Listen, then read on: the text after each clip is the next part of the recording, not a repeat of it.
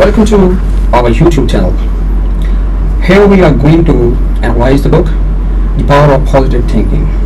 We have got Mr. Shah here, who has taught in Dubai for 10 years. But recently, he has gone through the book, The Power of Positive Thinking.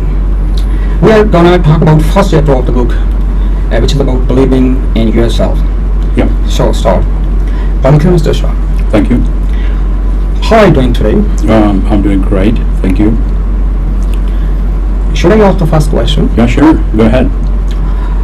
Here we have first question. What's the main idea of the book? How would you explain this book? If you had to say only 2 to 3 sentences about this book. Summarizing the book in 2 or 3 sentences. All right. It's a pretty much hard question about the book. The main idea of the book is given in the title of the book, The Power of Positive Thinking. If you think in a positive way, and if you have confidence in yourself, and most importantly, if you believe in God, then you can do whatever you want to do in your life, and you will be mentally satisfied, and you will be mentally happy, fully satisfied with your life. This is the main idea of the book. Number 1, you should be having confidence in your own powers. You should not be the victim of inferiority complex. Okay. Number 2, you should be having faith, a strong faith in God. Good. And number 3, you should be working hard, so you can achieve whatever you want to achieve. Wonderful. Now the next question is, what are the bad breaks in people's lives, and why do people suffer from them? Is there any solution to these bad breaks? Bad breaks, yeah. According to the writer, first of all, we need to get to know what he means by the term bad breaks. Okay. Actually, bad breaks are the problems or obstacles which people have in their own lives. We do have so many problems, right? Sure. Last week or 10 days ago, you told me about some of the problems which you were facing. You do have some problems, I have some problems, right? But the question is how we try to solve these problems, how we approach to these problems. According to Dr. Vincent Peale, many people are defeated in everyday life by these everyday problems that they have. Okay. What is the reason? They think, most of them, they think in a negative way. Now, it is up to you. If you think in a positive way, you can go for solving these problems. But if you think in a negative way, you might end up intensifying this problem. So the main factor which can help you solve these problems and to get rid of these bad breaks is the positive mindset. You should be thinking in a positive way. Okay, a positive thought process can help you any problem you have in your life, or at least it will help you to minimize that problem. Okay, but if you think in a negative way, you will end up intensifying that problem. So the key point is, you talk about the bad breaks, you can get rid of those bad breaks if you think in a positive way. And this is what explained by the Dr. Vincent Peale in the first chapter. Okay. Please explain.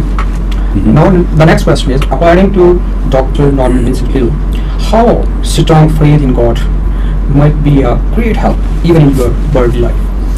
Yeah, strong faith in God is always helpful in every aspect of your life. If you have strong faith in God, it is going to help you.